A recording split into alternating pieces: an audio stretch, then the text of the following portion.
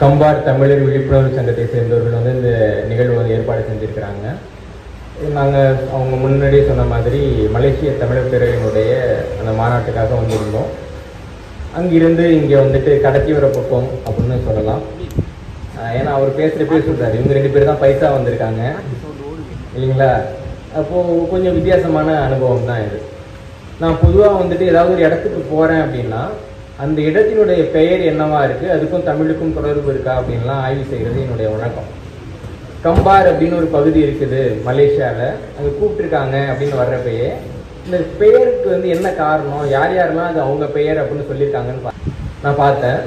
பார்க்குறப்போ சீனர்கள் வந்துட்டு கம்பார் வந்து எங்களுடைய சொல் தான், நாங்கள் வந்து கம்பம்ன்ற மாதிரி ஒரு சொல் வச்சுருக்கோம், அப்படின்னா வந்து தங்கம்னு அர்த்தம், அதனால் இது வந்து சீன மொழியிலேருந்து வந்த சொல் தான் அப்படின்னு சீனர்கள் வந்து சொல்லிட்டு இருக்காங்க. இன்னொரு பக்கம் வந்துட்டு இந்தோனேஷியாவில் இருக்கிறவங்க அது எங்களுடைய மொழி சொல் தான், எங்கள் மொழியிலேருந்தா கம்பார்னு ஒரு சொல் வந்துச்சு அப்படின்றாங்க. சீன மொழியிலையும் கம்பார்னு ஒரு சொல் கிடையாது, இந்தோனேஷிய மொழியிலையும் கம்பார்னு ஒரு சொல் கிடையாது. இவங்க 2 பேரும் சொல்கிறாங்கல்ல, அப்போ நம்மளாம் என்ன பண்ணுறோன்னா உட்காந்து வேடிக்கை பார்த்துட்டு இருக்கோம் இல்லைங்களா. முதல் வேலையாக நம்ம என்ன பண்ணணும்னா நம்ம மொழியில் போய் கம்பார்னு ஒரு சொல் இருக்கான்னு பார்க்கணும்ல. பார்க்கணுமா இல்லையா? தமிழில் கம்பார்னு ஒரு சொல் இருக்கா இல்லையா?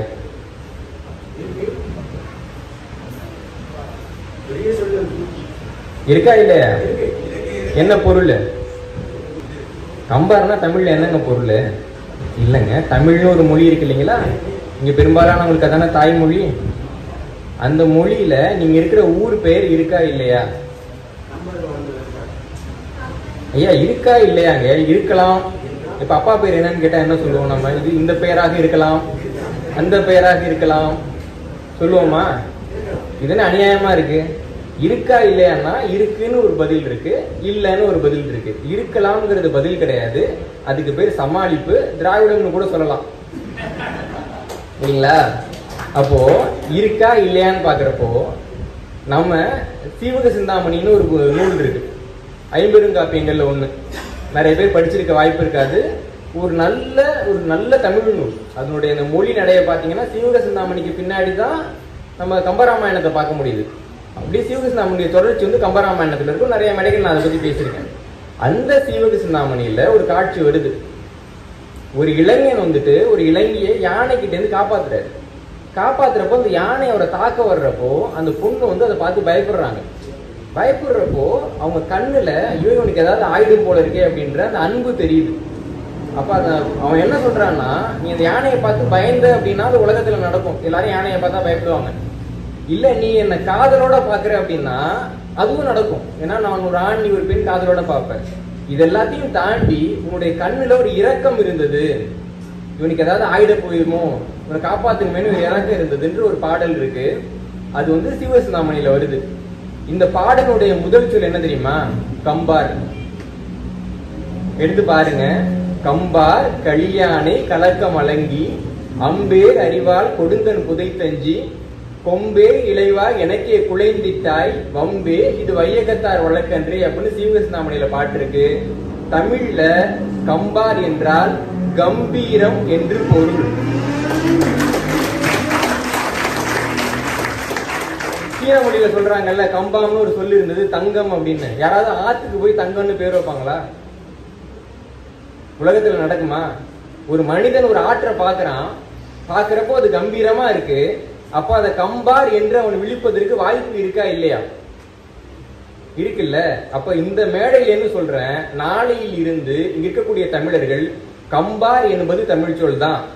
எப்படி மலைநாடு மலேசியாவா மாறிச்சோ அது போல கம்பார் என்ற தமிழ் பெயர் தான் தொடர்ந்து கொண்டிருக்கின்றது. கம்பார் என்ற சொல் தமிழ் என்ற மொழியில் மட்டும்தான் இருக்கிறது என்று சொல்லுங்கள். உங்கள் பாட புத்தகங்கள் இந்த செய்தி வந்தால் நாளைய உங்கள் தலைமுறை இந்த நிலத்தில் நிம்மதியாக வாழும்.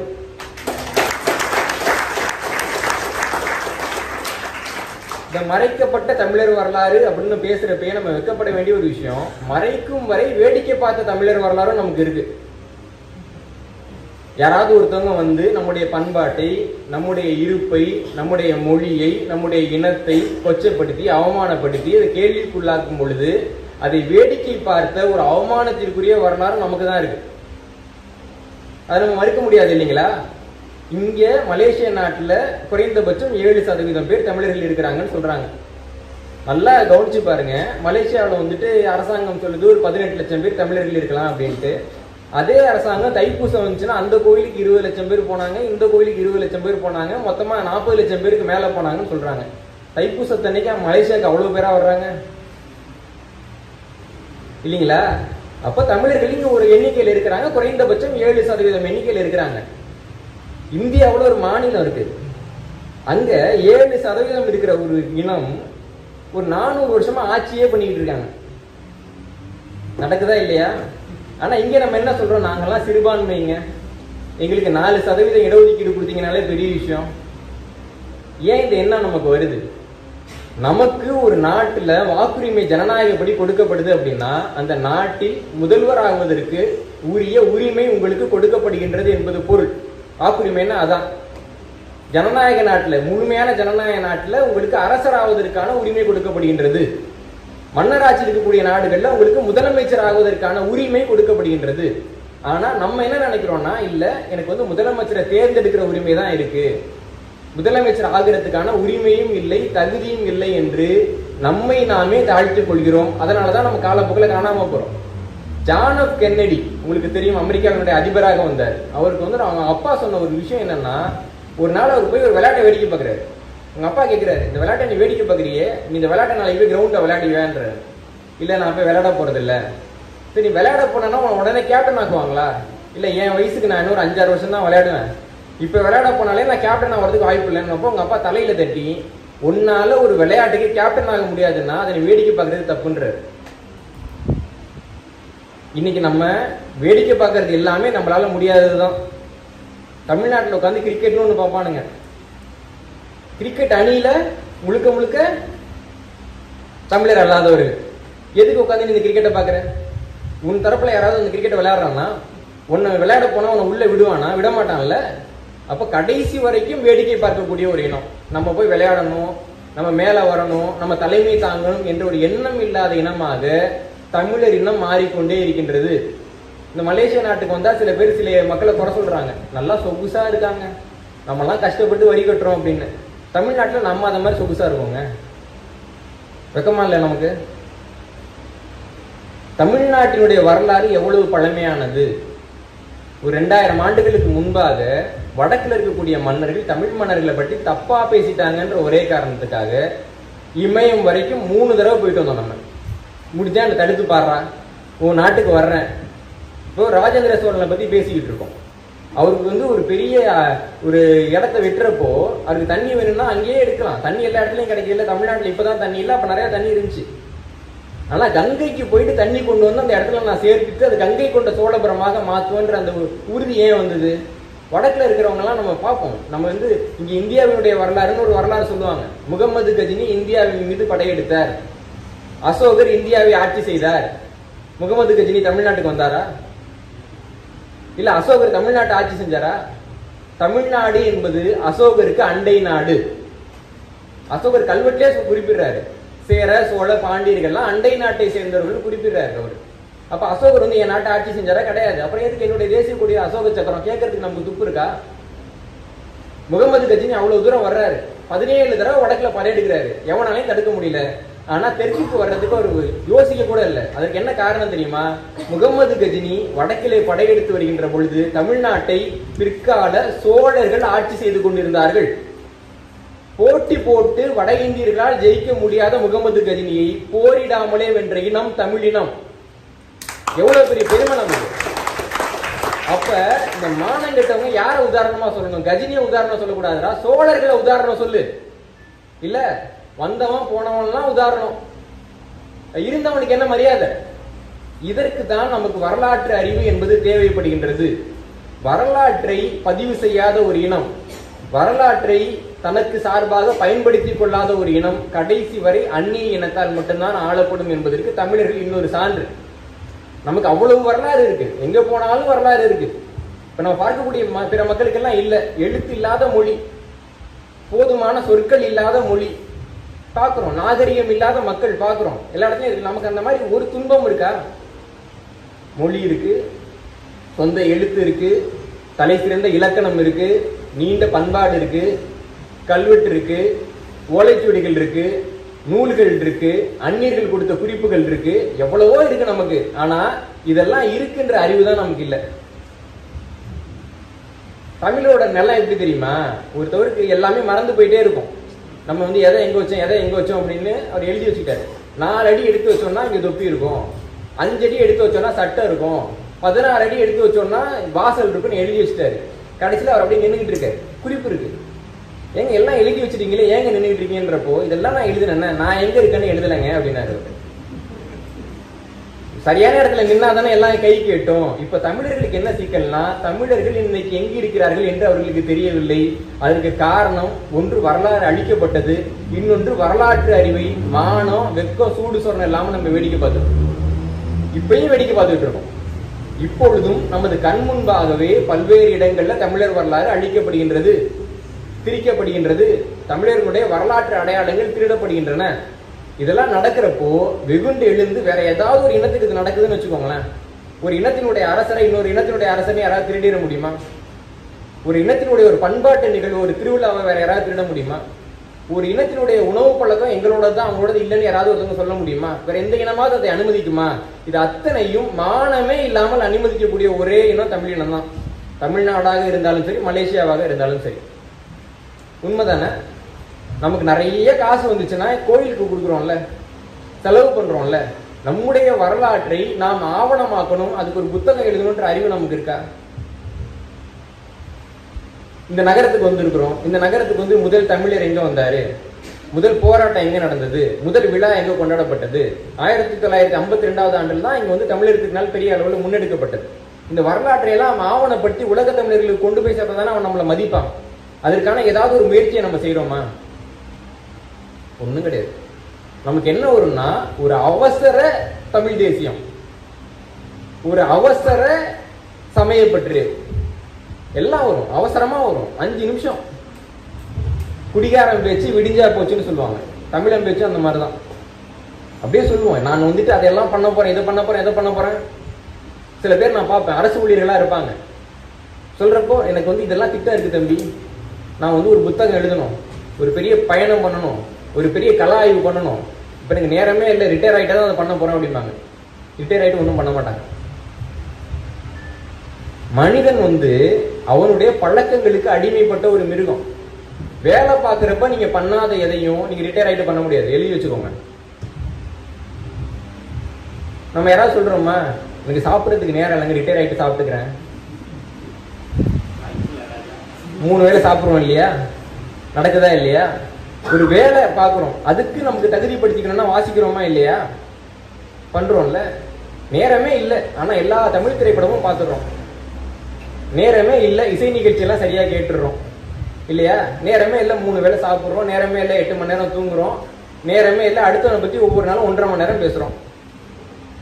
ஆனா தமிழுக்கு ஏதாவது செய்யணும்னா மட்டும்தான் உண்மையிலே நமக்கு நேரம் இல்லை. பிரியாரிட்டின்னு சொல்லுவாங்க ஆங்கிலத்துல, முன்னுரிமை. எதுக்கு நாம முன்னுரிமை கொடுக்கிறோமோ அதுதான் நம்ம முடிவு செய்யும். இதே மலேசியாவில் சீனர்கள் மலை ஏறிக்கிட்டு இருக்காங்கல்ல, அதனாலதான் அவங்க நீண்ட காலம் வாழ்றாங்க. நம்மளும் அதே மலேசியால தானே இருக்கிறோம், அதே மலை தானே இருக்கு, அதே கை கால் தானே நமக்கும் இருக்கு. நம்ம ஏன் ஏறல? நேரம் இல்ல. சீனாக்காரங்களுக்கு மட்டும் 26 மணி நேரம் இருக்குல்ல. நம்ம இந்தியாவில் பிறந்துட்டோம் பாவம் 24 மணி நேரம். மலேசியாவுக்கு வந்ததுனால நம்ம 24 மணி நேரத்தை கொண்டு வந்துட்டோம். சீனாவில் பிறந்தா கூடுதல் நேரம் கிடைச்சிருக்கும், நேரம் இல்லை இல்லைங்களா? அப்போ நம்ம வந்துட்டு அந்த முன்னுரிமையை மாத்திக்கணும். இந்த முன்னுரிமையை மாத்திக்கணும்னா நல்லா கவனிங்க. நீங்க நிறைய சம்பாதிக்கிறீங்க. இப்போ மலேசியாவில் வந்துட்டு இருக்கக்கூடியவங்க, நாங்கெல்லாம் தோட்ட தொழிலாளர்களாக முன்னாடி இருந்தோம், இப்போ ரொம்ப கடினப்பட்டு ஒரு வீட்டை கட்டிட்டோம், அதான் சாதனைன்றீங்க. சரிங்களா? அந்த வீட்டில் யாருன்னு வசிக்க போறா? யார் வசிக்க போறா? எவ்வளவு பேர் அவங்க அப்பா அம்மா கட்டல வீட்டுல இருக்கீங்க? நீங்க நிறைய சம்பாதிக்கிறீங்க, 1 கோடி சம்பாதிக்கிறீங்க, 2 கோடி சம்பாதிக்கிறீங்க. சம்பாதிச்சு உங்க பையன்கிட்ட கொடுக்குறீங்க. நீங்க கொடுக்கக்கூடிய அந்த தொகை உங்க பேரனுக்கு போகுன்றதுக்கு ஏதாவது உத்தரவாதம் இருக்கா? 3வது தலைமுறைக்கு கூட உங்களுடைய சொத்தை உங்களால் கொண்டு போய் சேர்க்க முடியாது. ஆனால் 100வது தலைமுறைக்கு கூட உங்கள் மொழியையும் அறிவையும் உங்களால் கொண்டு சேர்க்க முடியும். அதான் மொழி. அவ்வளவு ஆற்றல் மிக்கது மொழி. ஆனா நம்ம என்ன பண்றோம், 3வது தலைமுறைக்கு கொண்டு போய் சேர்க்க முடியாத சொத்தை சேர்க்கிறோம், 100வது தலைமுறைக்கு கொண்டு சேர்க்க முடிந்த தமிழை அழிக்கிறோம். எவ்வளவு பெரிய முட்டாள்தனம் பாருங்க. இதற்கு காரணமாக இருப்பது நம்முடைய வரலாற்று அறிவின்மை. இந்த வரலாற்று அறிவின்மைங்கிறது நம்முடைய இயல்பு கிடையாது. ஒரு காலகட்டத்தில் இந்த உலகத்துல மிக நீண்ட வரலாற்றோடு வாழ்ந்த இனம் தமிழினம். இந்த உலகத்துல மிக நீண்ட காலம் ஆட்சி செய்த அரச மரபுகள பட்டியலில் போட்டோம் அப்படின்னா அதுல முதல் 5 இடங்களில் வரக்கூடிய அரச மரபுகள்ல 3 அரச மரபுகளுடைய பெயர் பாண்டியர், சோழர் மற்றும் சேரர். உலகத்துல உலக அளவுல நீண்ட காலம் ஆட்சி செய்த மரபு தமிழ் மரபா இருந்திருக்கு.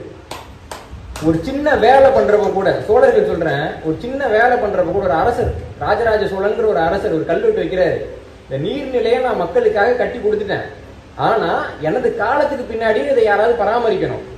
அப்படி யாராவது நீங்க பராமரிக்கிறீங்க அப்படின்னா உங்கள் பாதங்கள் எனது தலைமேலன அப்படின்னு ஒரு கல்வெட்டு எழுதி வைக்கிறாரு.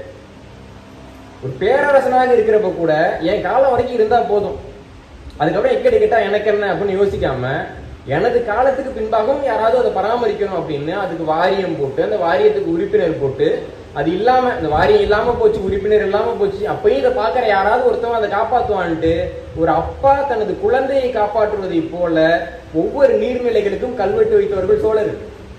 ஒவ்வொரு நீர்நிலையும் அப்படி உருவாக்குனாங்க. ஒரு காலகட்டத்தில் காஞ்சிபுரத்துக்கு தமிழ்நாட்டில் ஏரி மாவட்டம் அப்படின்னு பேரு. இன்னைக்கு காஞ்சிபுரத்துல ஏரின்ற பகுதியில் நிறைய தெருக்கள் இருக்கு. சென்னைக்கு வந்தீங்கன்னா வள்ளூர் கோட்டம் இருக்கு இல்லைங்களா, பெரிய அடையாளம் வாங்க. வள்ளூர் கோட்டத்தோட பெரிய அடையாளம் வள்ளூர் கோட்டத்துக்கு பக்கத்திலே இருக்கு. அந்த அடையாளத்துக்கு லேக் ஏரியான்னு பேரு. லேக்னா என்னங்க, லேக்னா ஏரி தானே. ஏரி எப்படி ஏரியாவா மாறிச்சு இல்லைங்களா?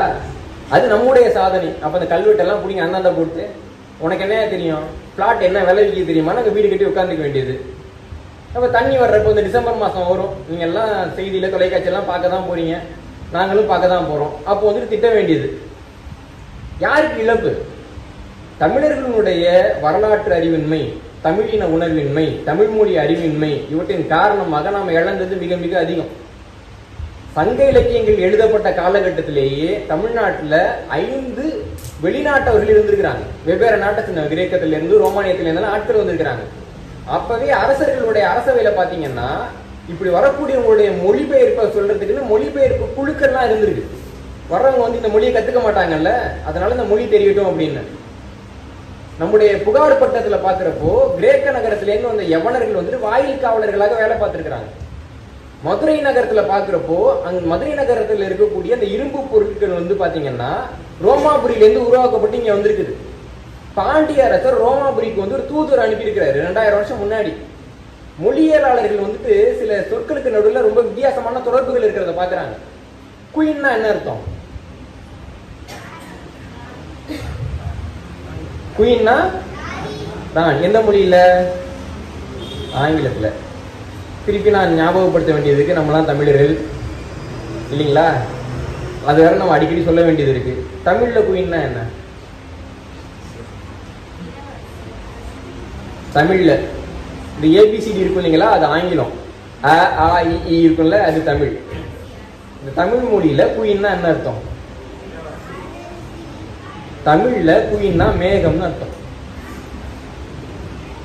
சீராபுராணத்துல உமர் புலவர் எழுதியிருப்பார், குயின் நிழல் பரப்ப அப்படிம்பாரு. மேகம் வந்து நிழல் பரப்பு தான் பாலைவனத்துல.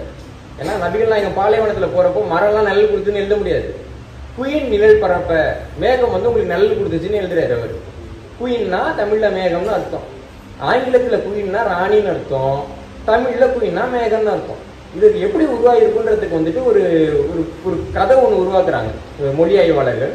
அந்த கதை என்னன்னா, ரோமாபுரியிலிருந்து அகஸ்டஸ் ஆட்சி செஞ்சுக்கிட்டு இருக்கப்போ ஒரு பாண்டியர் வந்து தூதுவரா வந்திருக்கிறார்.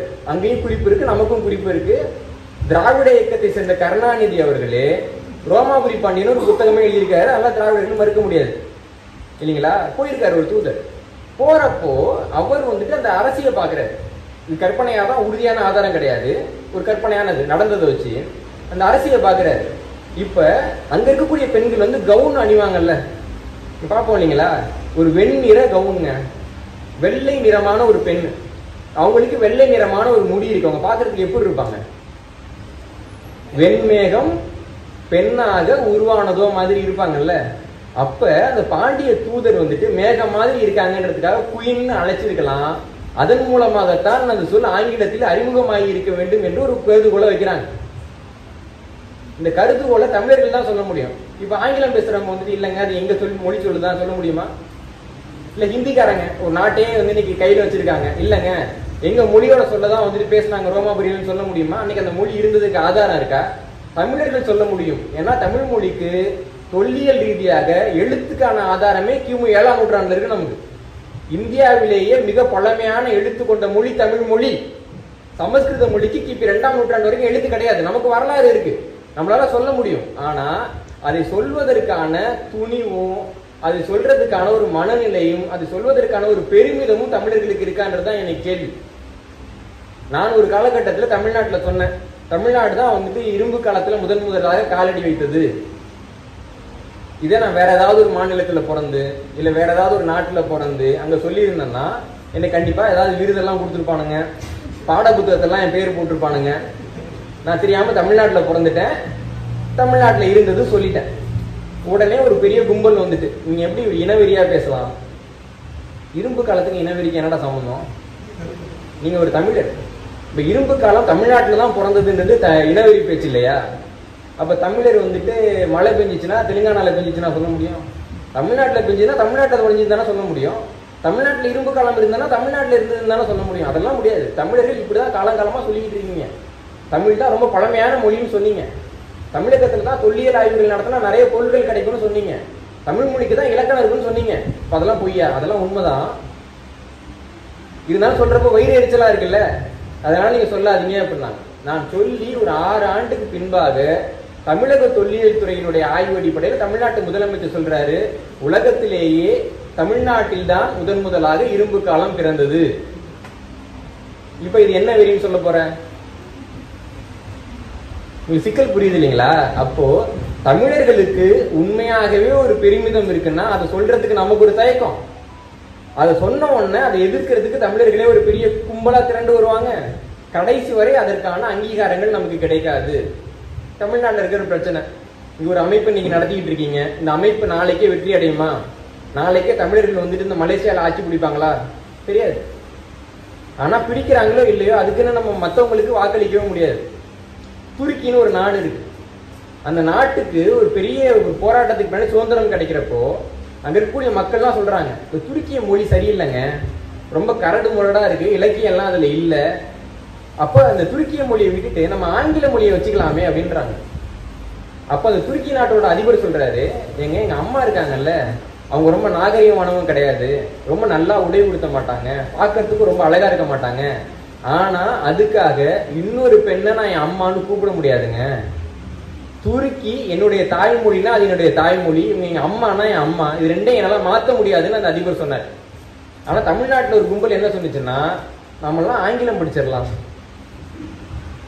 கல்ல விட்டு அடிச்சிருக்க வேணாம், அவங்கள ஓட்டு போட்டோம் இல்லைங்களா? இப்ப நீங்க பலனை அனுபவிச்சுக்கிட்டு இருக்கோம். அப்ப இப்படிப்பட்ட ஒரு மொழி விரோத ஒரு இன விரோத கருத்துக்கள் வர்றப்போ அதை எதிர்த்து சான்றாதாரங்களை காட்டி போராட வேண்டியது யாருன்னா நாம தான். நம்முடைய வரலாறு, நம்முடைய மொழி, நம்முடைய ஆதாரங்கள், நாம தான் போராடணும். ஆனா நம்ம என்ன பண்றோம்னா அப்படி பேச விடுறவங்களை எல்லாம் நம்மளே ஓட்டு போட்டு வளர்த்து விடுறோம். இன்னும் நல்லா என்ன திட்டு, நேற்று என்ன திட்டுனல்ல, அதை விட அற்புதமா எங்க அப்பனை திட்டணும், அதுக்கு அடுத்த நாள் எங்க தாத்தாவை திட்டு, நம்ம காதுக்குள்ள கேட்டு உட்கார்ந்துருக்கோம். இதுக்கு காரணம் என்னன்னா நமக்கு இருக்கக்கூடிய இந்த உளவியல் மாற்றம். ஒரு 800 ஆண்டுகளாக ஒரு அடிமைத்தனத்திலே இருந்ததுனால இப்ப சில இடத்துலாம் பாத்தீங்கன்னா சில கைதிகளை வந்து ஆயுள் தண்டனையில போட்டுருவாங்க. ஒரு நாள் வந்துட்டு ஒரு ஏதாவது ஒரு தலைவர் பிறந்தனால அவங்க திடீர்னு விடுதலை பண்ணுவாங்க. அப்ப அந்த கைதி என்ன சொல்லுவாங்கன்னா, தயவு செஞ்சு ஜெயிலே போட்டுருங்க, வெளில போனா ரொம்ப விலைவாசி எல்லாம் அதிகமா இருக்கு, நான் எப்படி வாழ போறேன்னு தெரியல, வேலை எல்லாம் பார்க்கணும்னு சொல்றாங்க. நடந்திருக்கு நாட்டுல. அதை போன்ற ஒரு மனநிலை தான் தமிழர்கள்ட்ட இருக்கு. எப்ப உனக்கு வந்து இவ்வளவு வரலாறு இருக்கு, இவ்வளவு பண்பாடு இருக்கு, உலகத்திலேயே சிறந்த மொழி பேசுற பண்பாடு வச்சிருக்கே அப்படின்னு சொன்னா, ஐயோ அதெல்லாம் எனக்கு வேணாங்க, என்ன ஏதாவது கொத்தடிமன்னு சொல்லுங்க, நான் ஒத்துட்டு உட்காந்துக்கிறேன், எனக்கு அதான் பழக்கம் சொல்றோமா இல்லையா? அப்ப இந்த மனநிலையில் இருந்து நாம் முதல்ல விடுதலை பெறணும். அடுத்தவங்க நம்முடைய வரலாற்றை மறைத்தார்கள் என்பது உண்மைதான். ஆனால் அந்த வரலாற்றை மறைக்கும் பொழுது அதை வேடிக்கை பார்த்தோம்ன்றது உண்மைதான். இன்றைக்கும் கூட சொல்றேன், தமிழ்நாட்டில் அகழாய்வு நடந்திருக்கு, அந்த அகழாய்வு நடந்திருக்கு, இந்த அகழாய்வு நடந்திருக்கு, மத்திய அரசாங்கம் மறைச்சிட்டுலாம் சொல்லிட்டு இருக்காங்கல்ல. நான் இங்கே மலேசியாவில் வந்து பார்த்தேன், இங்கே குறிப்பிடப்பட்ட பெரும்பாலான இடங்கள்ல அகழாய்வு நடந்திருக்கு. இங்கேயும் அகழாய்வு குறைச்சலாக நடந்திருக்குன்னு கருதக்கூடியவர்கள் இருக்கிறாங்க. ஆனால் நல்ல அகழாய்வு நடந்திருக்கு இந்த இடத்துல. அந்த அகழாய்வு முடிவுகளை வந்து பாரபட்சம் இல்லாமல் அவங்க காட்சிப்படுத்தி இருக்கிறாங்க. நம்ம அதை மறுக்க முடியாது. இதோ சோழர்கள் வந்தாங்க, இந்த பேர் வந்து சோழர் கல்வெட்டில் இருக்கு பாருங்க, இது இந்த கட்டுமானம் இருக்கு பாருங்கன்னு நமக்கு காட்சிப்படுத்துறாங்க. தமிழ்நாடுங்கிற ஒரு மாநிலத்துல ஒட்டுமொத்தமாக கண்டறியப்பட்ட தொல்லியல் தலங்கள்ல எத்தனை சதவீதம் தலங்கள்ல அகழாய்வு நடந்திருக்குன்னு நினைக்கிறீங்க? எத்தனை சதவீதம் இருக்கும்? குறைச்சலா ஏதாவது ஒன்று சொல்லுங்களேன். 5 0.3.7 0.7 இன்னும் குறைச்சலா 0.5% கீழே தான் தமிழ்நாட்டில் அகழாய்வு நடந்திருக்கு. ஒட்டு மொத்தமாக கண்டறியப்பட்ட ஆய்வு களங்கள்ல அரசாங்கமும் மத்திய தொல்லியல் துறையும், தமிழக அரசாங்கம், மத்திய அரசாங்கம், தனியார் நிறுவனங்கள், அப்புறம் வந்துட்டு பல்கலைக்கழகங்கள், மாணவர்கள் எல்லாம் சேர்ந்து ஒட்டுமொத்தமா தொல்லியல் பண்ணி ஆய்வு பண்ணி கிழிச்சது இருக்குல்ல 0.5 விழுக்காட்டுக்கு கீழே. இவ்வளவுதான் தமிழர் வரலாறு வெளில வந்திருக்கு. இதுவும் கூட தானா வரல. இப்ப சொல்றப்ப அகழாய்வு நடந்துன்னு சொல்றாங்கல்ல, அகழாய்வு நடக்கிறதுக்காக யார் இலவசமா நிலம் கொடுத்தாங்க, அகழாய்வு நடக்கணும்னு யார் முதலாக பெட்டிஷன் போட்டாங்க, இந்த இடத்துல ஒரு தொல்லியல் பரப்பு இருக்குன்னு யார் முதலாக கண்டறிஞ்சார், ஏதாவது ஒன்று சொல்றாங்களா நமக்கு? இப்ப இதுக்கு போராடினவங்களாம் இழிச்சவன். 1972 ஆண்டுல இருந்து கீழடியில் அகழாய்வு நடக்கணும்னு போராட்டம் நடக்குது. 2000க்கு பின்னாடி அதுக்கு கால் வச்சவங்க பேர் மட்டும்தான் நமக்கு தெரியும், தமிழ்நாட்டில் தெரியும். அதுக்கு முன்னாடி போராடினவங்களாம் யாரு தெரியாது. நம்ம தெரிஞ்சுக்கிறதுக்கு ஆசையும் படுறது இல்லை இல்லைங்களா? அப்ப இது என்ன மனநிலை? இந்த மனநிலையில் இருந்து நாம வெளில வந்தா மட்டும்தான் நம்முடைய வரலாற்றை நாம பாதுகாக்க முடியும். அந்த வரலாற்றை நீங்க பாதுகாத்தீங்க மட்டும்தான் உங்களுடைய வாழ்க்கை நல்லா இருக்கும். இன்னைக்கே நீங்க பாக்குறீங்க, இந்த ஒரு சின்ன நாட்டிலேயே நம்முடைய பொருட்கள் வந்து இன்னொரு பொருள்னு அறியப்படுது, நடக்குது இல்ல? உலகம் முழுக்க நடக்குது. தமிழர்கள் உருவாக்கிய, தமிழர்கள் கண்டுபிடித்து எவ்வளவோ பொருளுக்கு யாரோ பேட்டர்ன் வாங்கி வச்சிருக்காங்க. எஃகு அல்லது ஸ்டீலுங்கிற துருப்பிடிக்காத இரும்பு தமிழ்நாட்டில் தான் உருவானது. எல்லாரும் அவர் தான் சொல்றாங்க. ஆனா காப்பிரைட் அமெரிக்கா கிட்ட இருக்கு. அதுக்கு முன்னாடி இங்கிலாந்து வந்து காப்பிரைட் வாங்கியிருக்கு. தமிழ்நாடு காப்பிரைட் வாங்கியிருக்காங்க, கடைசி வரைக்கும் வாங்கலைங்க. யோசிச்சு பாருங்க, இந்த உலகத்திலேயே மிக அதிகமாக பயன்படுத்தப்படக்கூடிய உலோகம் இரும்பு. அந்த உலோகத்தை கண்டுபிடிச்சவன் தமிழன் இல்லைங்களா? அப்ப இந்த உலோகத்துக்கான காப்புரிமை யாருக்கு கிடைக்கணும்? தமிழருக்கு கிடைக்கணுமா இல்லையா? ஏதாவது கிடைக்குதா முதல்ல நமக்கு? சரி, கிடைக்கல, எனக்கு இவ்வளவு காப்புரிமை தொகை இவ்வளவு வர வேண்டியது இருக்கு, அது வரல அப்படின்னு சொல்லக்கூடிய அறிவு நமக்கு இருக்கா? இல்லையே. அப்போ கண்டுபிடிப்பு என்பதை ஏதோ ஒரு விஷயம் நடந்திருக்குது, யாராவது ஒருத்தவங்க தொல்லியல்ல பேசுறாங்கன்னு எடுத்துக்காம அது எவ்வளவு தூரம் நம்ம கொண்டு போய் சேர்க்கும் அப்படின்னு நம்ம பார்க்கணும். இப்போ நம்ம இந்த நாட்டில் இருக்கிறப்ப உங்களுக்கு புரியுது இல்ல, ஒருத்தவங்க நாங்க தான் அந்த மண்ணுக்கு வந்து முதல்ல வந்தோம்னு சொல்றதுனுடைய வரலாற்று ரீதியான சாதகம் என்னன்னு நமக்கு புரியுது இல்ல? அப்ப அதற்கான சாதகங்கள் நமக்கு இருக்கானா? நிறைய இருக்கு. நம்ம என்ன பண்றோம்னா, நமக்கு தான் நிறைய வரலாறு இருக்குல்ல, கொஞ்சம் தானே அவங்க கேட்கிறாங்க, அவங்களுக்கு கொடுத்துருவோம். பாவம், வரலாறு இல்லாம ரொம்ப கஷ்டப்படுறாங்க. இதுக்கு நலன் தானே, பரவாயில்ல, அவங்க வச்சுட்டு போறாங்க. இன்னும் விட்டா எதெல்லாம் கொடுப்போம்னு தெரியல. ஒரு பெரிய தலைவர் வந்து 21ஆம் பக்கத்துல என்னென்னமோ கொடுப்பாங்கன்னா சொல்லியிருக்காரு. நடந்தாலும் நடக்கும் போல இருக்கு நாட்டுல. அப்போ எதை விட்டு கொடுக்கறது, எதை விட்டு கொடுக்காம இருக்கிறதுன்ற ஒரு அறிவு நமக்கு வேணுமா வேணாமா? அந்த அறிவு நமக்கு ஆய்வு மனப்பான்மையில இல்லவே இல்லை. யார் வேண்டுமானாலும் எதை வேண்டுமானாலும் தமிழருக்கு சொந்தமானதே அவர்களுடையது என்று உரிமை கொண்டாடி கொள்ளலாம். தமிழர்கள் அதை எதிர்க்க போவதே கிடையாது. இதான் இன்னைக்கு இருக்கக்கூடிய பெரிய பிரச்சனை. இந்தியாவில் பாக்குறாங்க, தமிழர்களுடைய எல்லாத்தையும் மற்றவங்க எடுத்துக்கிறத தமிழர்கள் வேடிக்கை பார்க்கறாங்க. மற்ற நாடுகளையும் பார்க்கறப்ப தமிழர்கள் வேடிக்கை பார்க்கறாங்க. அப்ப நம்ம நாட்டில் நம்ம எடுத்துக்கிட்டாலும் தமிழர்கள் வேடிக்கை பார்ப்பாங்கன்ற ஒரு உறுதியை நாம் அவர்களுக்கு உருவாக்குகின்றோம். இந்த உறுதியை உருவாக்கி நம்ம கொடுக்க கொடுக்க கொடுக்க நாம் வந்து மேலே வர போறதே கிடையாது. இப்ப தமிழருடைய வரலாற்று ஆதாரங்கள்லாம் நிறைய இருக்கு.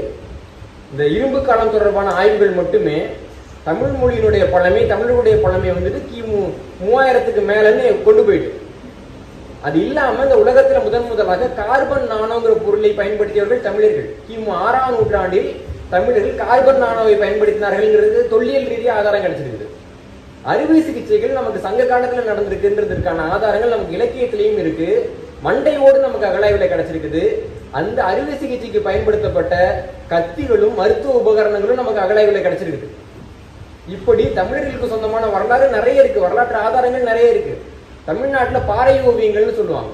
முன்பு இருந்த மக்கள் வந்துட்டு பாறைகள்ல வந்துட்டு ஓவியமா வரைவாங்க. ஒரு வீடு கட்டக்கூடிய கலாச்சாரத்துக்கு முன்பாக இருந்த மக்கள் அந்த பாறை ஓவியங்கள் அவ்வளவு செய்தி இருக்கு. இந்த இடத்துல நான் ஒரு விஷயத்தை பதிவு பண்றேன். என்னன்னா, இந்த உலகத்துல மிக பழமையான நாட்காட்டியில ஒண்ணு தமிழ்நாட்டுல பாறை ஓவியத்துல பதிவு செய்யப்பட்டிருக்கு. பாறை ஓவியத்துல இன்னைக்கு இருக்கக்கூடிய அதே நாட்காட்டிக்கான அடிப்படை சூத்திரம் வந்து தமிழ்நாட்டுல பாறை ஓவியத்துல பதிவு செய்யப்பட்டிருக்கு. காளையார் கோவில்ங்கிற ஒரு ஊர் கிட்டக்க கிமு 3000வது ஆண்டை சேர்ந்த அல்லது அதற்கு முற்பட்ட பழங்கால கால கணிப்பு கருவி கண்டுபிடிக்கப்பட்டிருக்கு. காலத்தை கணிக்கிறதுக்கான கருவி, தமிழர்கள் உருவாக்கின கருவி. கிமு 3000ஐ சேர்ந்த வரலாற்று பொருட்களே தமிழ்நாட்டில் அவ்வளவு அதிகமாக கிடைக்குது. ஆனா இது என்ன பொருள், என்ன வரலாறுன்னு நமக்கே தெரியாது. முதல்ல மற்ற நாட்டுல என்ன நடக்கும்னா, வெள்ளைக்காரன் அந்த நாட்டுக்கு போயிட்டு மக்கள் கிட்டக்க உங்க வரலாறு என்னன்னு கேட்பாங்க, மக்கள் சொல்லுவாங்க. தமிழ்நாட்டுல எப்படின்னா, வெள்ளைக்காரன் வந்தான்னா இங்க வரலாறு எங்களுக்கு சொல்லுங்க. உண்மைங்க, உண்மை. தஞ்சாவூர்ல பெரிய கோயில், ஒரு பெரிய கோயில் இருக்கு இல்லைங்களா, அது யார் கட்டினதுன்னு தமிழர்களுக்கு ஒரு காலகட்டத்தில் தெரியல. ஜியோ போப் அந்த காலகட்டத்தில் தஞ்சாவூர் பெரிய கோயில் யார் கட்டினாங்கன்னு தெரியாது. அவர் சொல்றாரு யார் கட்டினாங்கன்னு தெரியல, ஏதோ வந்து ஒரு ராஜா சொல்றாங்க, அந்த ராஜா வந்துட்டு ஒரு குஷ்டம் வந்ததுக்காக அந்த கோயிலை கட்டினாருலாம் இருக்கலாம், அதுக்கு ஆதாரம் இல்லைன்னு எழுதுறாரு. ஜியோ போப் எழுதுறாரு. அவர் காலகட்டம் வரைக்கும் கூட இது யார் எழுதுனாங்கன்னு உறுதியா தெரியல. ஹூல்ஸ் அப்படிங்கிற ஒரு ஜெர்மானியர் வர்றாரு. அவர் டெல்லியில இருக்கக்கூடிய ஏஎஸ்ஐல நியமிக்கிறாங்க. அவர் வடக்குல இருந்து கல்வெட்டு படிச்சுக்கிட்டே வந்துட்டு இங்க வந்து தஞ்சாவூர் பெரிய கோயில் கல்வெட்டை படிக்கிறப்பதான் ராஜராஜ சோழன்கிற பேர் தெரியுது. அவர் தான் நமக்கு சொல்றாரு, ராஜராஜ சோழன் ஒரு ராஜா இருந்தாருங்க, அவர் தான் உங்களுக்கு பெரிய கோயிலை கட்டினாரு அப்படின்ட்டு. 216 அடிக்கு உயரமா ஒரு கோயில் கட்டின ஒருத்தவன் மறக்கிறான்னா அவன மாதிரி ஒரு மடையன் உலகத்துல இருக்க முடியுமா? 216 அடி உயரமான கோயில். அவருடைய காலகட்டத்துல சோழ நாடு தஞ்சாவூர்ங்கிறது உலகத்தினுடைய தலை சிறந்த நகரம். சோழர்களோட ஆட்சி காலகட்டத்துல உலகத்தரமான நகரத்தை உருவாக்கிருக்கோம். 7 அடுக்கு பாதுகாப்போட சீன பயணி எழுதுறாங்க. சோழ நகரத்துக்கு போனா 7 மதில் இருக்கு. முதல் மதில கடந்து போனா இது இருக்கு, 2வது மதில கடந்து போனா அது இருக்கு, 3வது மதில கடந்து போனா இது இருக்கு, கடைசியா அரசுடைய அரண்மனை இருக்குன்னு சீனாவில் இருந்து போன ஒரு பயணி 13ஆம் நூற்றாண்டுல எழுதுறாரு. அவ்வளவு பெரிய நகரம் அது. அந்த நகரத்துல அவ்வளவு பெரிய கோயில். அதை உருவாக்கிய ராஜராஜ சோழன் எவ்வளவு பெரிய அரசன்னா, இன்னைக்கு நம்ம பெரிய அரசன் சொல்றோம்ல, மாவீரன் அலெக்சாண்டர் தி கிரேட் அப்படின்னு போடுவாங்க. அந்த அலெக்சாண்டருடைய படையில 1,00,000 வீரர்கள் இருந்தாங்க. அவருக்கு பேர் என்ன? Alexander the great. அதுக்கு அடுத்து இன்னொரு மாவீரனை சொல்லணும்னா மாவீரன் நெப்போலியன் சொல்றோம் இல்லைங்களா, ஐரோப்பா முழுக்க சொல்லுவாங்க. இந்த மாவீரன் நெப்போலியனோட படையில எவ்வளவு பேர் இருந்தாங்கன்னு பாக்குறப்போ, நெப்போலியனுடைய படையெடுப்புகள் எல்லாம் ரொம்ப பெரிய படையெடுப்புங்கிறது அவருடைய ரஷ்ய படையெடுப்பு.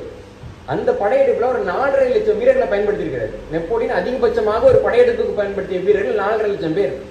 சோழர்கள்னு ஒருத்தவங்க சொல்றாங்கல்ல, பேரரசனே ஒத்துக்காம சொல்றாங்கல்ல, அவங்க படையில எவ்வளவு பேர் இருந்தாங்கன்னு பாக்குறப்போ, சோழர்களுடைய காலாட்படை வந்துட்டு கர்நாடகா ஆந்திராவுடையால மேற்கு நோக்கி போகுது. போறப்போ அதால பாதிக்கப்பட்ட சத்யாத்ரேயங்கிற அரசர், பாதிக்கப்பட்ட அரசர், நம்ம எழுதல, அவர் சொல்றாரு சோழருடைய காலாட்படை போனது, அதுல காலாட்படையில மட்டும் 9 லட்சம் வீரர்கள் இருந்தார்கள் என்று அவர் குறிப்பிடுகிறார்கள்.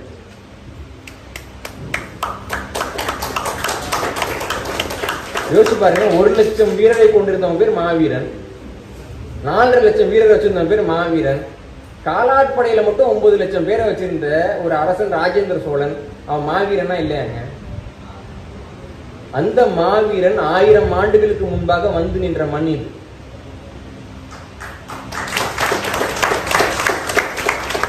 மறந்துட்டாங்க மக்கள். ஒரு சில ஆண்டுக்கு முன்னாடி ஒரு திரைப்பட இயக்குனர் எனக்கு வந்துட்டு பேசினாரு. நான் ஒரு கதை வச்சிருக்கேங்க, ஒரு கதாநாயகன் இருக்கிறாரு, அவர் வந்து மலேசியாவுக்கு போய் கஷ்டப்பட்டு கடைசியில ஜெயிக்கிற மாதிரி ஒரு கதை வச்சிருக்கேன் அப்படின்னு சொன்னார். ஒரு 5 நிமிடம் கழிச்சு திருப்பி பேசுங்க, நான் ஒரு நல்ல தலைப்பா படத்துக்கு சொல்றேன் அப்படின்னு. 5 நிமிஷம் கழிச்சு அவர் அழைச்சப்போ சொன்னேன், தான் பேரு, நீங்க முயற்சி பண்ணி பாருங்க, கடாரம் கொண்டான்னு அப்படின்னு சொன்னேன். அதே தலைப்புல தான் படம் வந்துச்சு. இப்ப தமிழ்நாட்டுல என்னன்னா, கடாரம் கொண்டான்னா என்ன அர்த்தம்னு எவனுக்குமே தெரியல. தஞ்சாவூர்காரங்களுக்கு கெடாரங்கன்னா நார்த்தங்கான்னு தெரியும். இவ்வளவுதான் நமக்கு அறிவு. அப்போ ஒரு பெரிய ஒரு மாற்றம், இவ்வளவு தூரம் தள்ளி வந்து 1000 ஆண்டுகளுக்கு முன்பாக ஒரு அரசர் ஜெயிச்சிருக்கிறாரு, அதன் மூலமாக இருக்க கடாரம் கொண்டான்னு பேர் வந்திருக்குதுன்ற ஒரு அறிவு கூட இல்லாத ஒரு இனமாக இன்னைக்கு நம்ம வாழ்ந்துகிட்டு இருக்கோம். நல்லா புரிஞ்சுக்க வேண்டியது என்னன்னா, ஒரு பொருள் உங்கள் பையில இருக்கின்றதுனாலே அது உங்க பொருள்னு ஆயிடாது. தொல்காப்பியத்துல ரொம்ப அழகான ஒரு விதி இருக்கு. இப்போ வந்துட்டு ஒரு உங்களுக்கு ஒரு குழந்தை இருக்குன்னு வச்சுக்கோங்களேன், அது அடுத்தவங்கள்ட்ட சொல்றப்ப என்னன்னு சொல்லி அறிமுகப்படுத்துவீங்க? என் குழந்தை. வேற பொதுவா சொல்றேன், என் குழந்தைன்னு யாரும் சொல்ல மாட்டோம். சொல்றப்ப என்ன சொல்லுவோம்? என் புள்ள. கொஞ்சம் இலக்கணமா சொன்னா எனது மகன் சொல்றாங்களா, எனது பேரன் சொல்ல. தொல்காப்பியர் சொல்றாரு அப்படிலாம் சொல்லக்கூடாது, எனதுன்னு சொல்லக்கூடாது, எனக்கு மகன் சொல்லணும்ன்றாரு. ஏன்? இப்போ ஒரு பை வச்சிருக்கீங்க நீங்க, எனது பை நீங்க சொல்லலாம். இன்னொரு பையன் வந்துட்டு எனது பையன் அவன் சொல்லலாம்ல, தப்பா? அதுல கிடையாது. ஒருத்தவங்க பை வச்சிருக்கவங்களுக்கு அது எனது பை, அவ்வளவுதான். ஒரு பையன் இருக்கான் அவங்களுக்கு, உங்களுக்கு மகன், அதுக்குன்னு உங்க மனைவி வந்துட்டு எனக்கு மகன் சொல்ல முடியுமா? எனது மகன் அவங்க சொல்றப்போ எனது கணவன் மாறும், அவங்க பையன் சொல்றப்போ எனது தந்தைன்னு மாறும்ல. வேறுபாடு புரியுதா? அதனால தொல்காப்பியர் என்ன சொல்றாங்கன்னா, எனக்குன்னு சொல்ல முடியாது, அது எனக்கு மகன், எனக்கு ஒரு பையன், அவருக்கு ஒரு அப்பா, அவருக்கு ஒரு கணவன் அப்படின்னு சொல்றாங்க. அப்போ நாம பெத்த குழந்தையே நம்மளோடது கிடையாது, எனது பொருள்ன்ற மாதிரி எனது குழந்தைன்னு சொல்ல முடியாது. பெத்த குழந்தைங்களுக்கே அவ்வளவுதான் நமக்கு உரிமை. அப்படி இருக்கிறப்போ நம்ம கிட்ட இன்னைக்கு ஒரு பொருள் இருக்கு, அது நமக்கு வந்து அப்படியே நிலைச்சி இருந்துரும். இதே பர்மாவில் உலகப்போருக்கு முன்னாடி பெரும்பாலான சொத்துக்கள் வந்துட்டு யார்கிட்ட இருந்ததுன்னு நமக்கு தெரியும். மலேசியாவில் உலகப்போருக்கு முன்னாடி பெரும்பாலான சொத்துக்கள் யாருக்கிட்ட இருந்ததுன்னு தெரியும். ஒரு போர் வந்தப்போ இல்லை இந்த இடத்துல பாதுகாப்பு இல்லை அப்படின்ட்டு நம்ம பின்னங்கால் வச்சதுனால எவ்வளவு இழந்திருக்கோம் தெரியுமா? 3 நாடுகளை நம்ம நிறைய இழந்திருக்கோம். அப்போ வரலாறு வந்து எப்படி மாறும், வாழ்க்கை எப்படி மாறும், இன்னைக்கு நம்ம கிட்ட இருக்கிறது நாளைக்கு நம்மளோட தான் இல்லாம போகலாம். அப்படி இருக்கிறப்போ வரலாறு மட்டும்தான் நமக்கு சொத்தாக இருக்குன்றதை நம்ம புரிஞ்சுக்கணும். ரொம்ப எளிமையா கேட்கிறேன், 7 தலைமுறைக்கு சொத்து வச்சிருக்கான்னு சொல்றோம்ல, 8வது தலைமுறை என்ன ஆகும்? அப்ப அவனை தெருவில் விட்டுறலாமா? ஏன் 8வது தலைமுறையை பத்தி நம்ம கவலைப்படுறது இல்லை? நல்லா கவனிங்க, இது வந்து அறிவியல் பூர்வமா ஒரு மருத்துவரே சொன்ன தகவல் தான். நீங்க வந்துட்டு உங்களுடைய மரபணு இருக்குல்ல, அந்த மரபணு உங்ககிட்ட இருந்து உங்க பையன்கிட்ட போகுது. அப்ப இன்னொரு பையனை விட உங்க பையன் கிட்டக்க உங்க மரபணு அதிகமா இருக்கும். அடுத்து அவங்க கிட்ட இருந்து பேரண்ட்ட போகுது. இன்னொரு நபரை விட உங்க மரபணு உங்க பேரங்கிட்ட அதிகமா இருக்கும். 7வது தலைமுறைக்கு போறப்போ உங்க மரபணு அந்த 7வது தலைமுறையில வரவிட்ட அதிகமா இருக்காது. அதற்கு மாறாக உங்கள் சக மனிதர்கள் இருக்காங்கல்ல, அவங்க வாரிசுகள்கிட்ட உங்க மரபணு உங்களுடைய நேரடி பேரனை விட அதிகமா இருக்கும். அப்ப 7 தலைமுறை வரைக்கும் தான் உங்க ரத்தத்தையே உங்களால கொண்டு போய் சேர்க்க முடியும், இன்னைக்கு நவீன அறிவியல் சொல்லுது. ஆனால் இன்னும் 7000 தலைமுறைக்கு உங்களுடைய மொழி மூலமாக உங்க அறிவை கொண்டு போய் சேர்க்க முடியும். திருவள்ளுவரை இன்னைக்கு நம்ம இவ்வளவு பேர் பேசிக்கிட்டு இருக்கோம். 2000 ஆண்டுக்கு முன்பாக வாழ்ந்தவர், அவருடைய கருத்தை நீங்க சொல்லிக்கிட்டு இருக்கோம். இன்னைக்கு எனக்கு ஏதாவது ஒரு சங்கடம் ஏற்பட்டதுன்னா திருக்குறள் எடுத்து பாக்குறேன், அவர் எனக்கு ஒரு விடை கொடுக்குறாரு, மகனே இப்படி பண்ணு அப்படின்னு ஒரு விடை கொடுக்குறாரு, என்ன வழி நடத்துறாரு. அப்போ வீட்டில் நமக்கு வந்து நம்முடைய சொந்த தாத்தா பாட்டி படம் இருக்கும் இல்லையா, திருவள்ளுவருடைய படம் ஒன்று வச்சிருக்கிறோம், ஒரு சிலை ஒன்று வச்சிருக்கிறோம், திருக்குறள் ஒரு புத்தகம் வச்சுக்கிறோம். அப்போ அந்த திருவள்ளுவர் வந்து நமக்கு வழிகாட்டுறாரு, என்ன மாதிரி வாழ்ந்து காட்டு அப்படின்னு நமக்கு வழிகாட்டுறாரு. திருக்குறள் மட்டும் நமக்கு வழிகாட்டவில்லை, திருவள்ளுவரும் நமக்கு வழிகாட்டி கொண்டே இருக்கிறார். நீங்க சீனாவில் பார்த்தீங்கன்னா கன்ஃபூசியஸ் மிகப்பெரிய ஞானிம்பாங்க, ஆனா கன்ஃபூசியஸனுடைய தத்துவங்களை பிரிண்ட் போட்டு வீட்டுக்கு போய் கொடுக்குறாங்களா? நம்ம திருக்குறள்ல கொடுக்குறோம் இல்லைங்களா, மேற்கோள் காமிக்கிறோம்ல. சீனர்கள் வந்து கன்ஃபூசியஸ் தானே தத்துவ ஞானி, அவங்களுக்கு கடவுள் மாதிரி சொல்றாங்கல்ல, புத்தகம் போட்டு கொடுக்க வேண்டியது தானே. கன்ஃபூசியஸனுடைய கருத்துக்கள் இந்த காலத்துக்கு பொருந்தாது. அவர் வந்து பெண்ணும் கட்டிலும் ரெண்டுமே ஜட பொருள்னு எழுதி வச்சிருக்கிறார். ஆனா அந்த கன்ஃபூசியஸனுடைய குடும்பத்தை சேர்ந்த வாரிசுகள் வந்து 10 லட்சம் பேர் சீனாவில் இருக்காங்க. குடும்ப பேர் போடுவாங்க, நாங்க கன்ஃபூசியஸனுடைய வாரிசுகள் அப்படின்ட்டு. சீனாவில் இருக்கிற சில முற்போக்குவாதிகள்லாம் வந்துட்டு தமிழ்நாட்டில் இருக்கிற மாதிரி அதை மலம்லாம் சொல்றது இல்லை, ஏன்னா சொந்த இனத்துக்காரன், அதனால அந்த இனத்தை அவனே அவமானப்படுத்திக்க மாட்டான். அப்ப சீனர்கள் என்ன பண்றாங்கன்னா கன்ஃபூசியஸனுடைய எழுத்தை பின்பற்றவில்லை, கன்ஃபூசியஸ்க்கு ஒரு மனுஷன் எப்படி நிலைச்சு நின்னா நம்மளும் நிலைச்சு நிக்கணும்ட்டு அந்த மனிதரை பின்பற்றுகிறார்கள். அப்ப நம்ம திருக்குறள்ல படிக்கிறோம், பின்பற்ற முடியல, பரவாயில்ல, திருவள்ளுவரை பின்பற்றுங்க. ஒரு கருத்து 2000 ஆண்டுகள் கடந்து நிக்கிற மாதிரி ஒரு மனிதனால எழுத முடியும்னு உலகத்துக்கு காட்டியிருக்காரு இல்லைங்களா? அந்த திருவள்ளுவரை பின்பற்றுங்கன்னா நாம் யாரையும் பின்பற்றுவதற்கு தயாராக இல்லை. நம்ம யாரை பின்பற்றுவோம்னா, யாரு சாக்ஸ் போட்டு ஷூ போட்டுட்டு வர்றாங்களோ அதானங்க தமிழர்களுடைய உலக வழக்கமா இருக்கு. எவ்வளவு அவமானம் பாருங்க. அப்ப நமக்கென்று ஒரு வரலாறு இருக்கின்றது, நமக்கென்று ஒரு பண்பாடு இருக்கின்றது, நமக்கென்று ஒரு வழிகாட்டுதல் இருக்கின்றது. இதெல்லாம் உணரணும். நமக்கென்று இருக்கக்கூடிய வரலாற்று ஆதாரங்களை பாதுகாக்க வேண்டும். நம்முடைய வரலாற்றை ஆவணப்படுத்துவதற்கான ஒரு முயற்சியை வாழ்க்கையினுடைய ஒரு அங்கமாக இணைத்துக் கொண்டு அத்தனை பேரும் செய்ய வேண்டும். இது அத்தனையும் நடந்துச்சு அப்படின்னா இந்த மண்ணை சில ஆண்டுகளுக்கு பிறகு நாம் ஆளலாம், அல்லது இந்த மண்ணில் சில ஆண்டுகளுக்கு பிறகு நாம் இல்லாமல் போகலாம். 2 வாய்ப்பு தான் நமக்கு இருக்கு. இதுவா அல்ல அதுவா? அந்த 2 வாய்ப்பில் எதை நாம் தேர்ந்தெடுக்கின்றோம் என்பது நமக்கு அறிவுக்கானது தான். இப்போ தமிழ் தேசியம் என்பது இப்போ 2009க்கு முன்பாக நமக்கு இவ்வளவு அறிவெல்லாம் கிடையாது. இன்னைக்கு தமிழ் தேசியம் நமக்கு ஒரு பாதையை காமிச்சிருக்கு. கடவுள் ஒரு 2 லட்சம் பேர் தனது உயிரை கொடுத்து நம்முடைய முட்டாள்தனத்தை சுட்டி காட்டி நமக்கு ஒரு பாதையை கொடுத்துருக்குறாங்க. தம்பி, நாங்கள் இப்படி போயிட்டோம், நீ அழிஞ்சு போயிடாது அப்படின்னு ஒரு பாதையை காமிச்சிருக்கிறாங்க. இதற்கு பிறகு நாம தப்பு பண்ணோம் அப்படின்னா வேற யாரையும் நம்ம குறை சொல்ல முடியாது. இது நம்முடைய தேர்வு. சொல்லுவாங்கல்ல, ஆடு கசாப்பு கடைக்காரங்கிட்ட போச்சுன்னா ஆட்டு மேல பரிதாபப்படலாம், ஆடு அருவாளையும் கவிட்டு போதுன்னா யார் மேல பரிதாபப்படுறது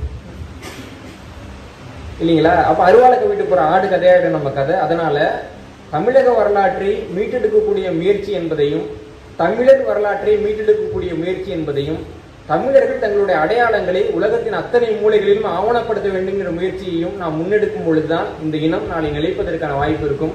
அந்த வாய்ப்பு உண்மையாகவே அமையட்டும் என்று எல்லாம் கொண்ட இயற்கையை வேண்டிக் கொண்டு விடைபெறுகிறேன். நன்றி, வணக்கம்.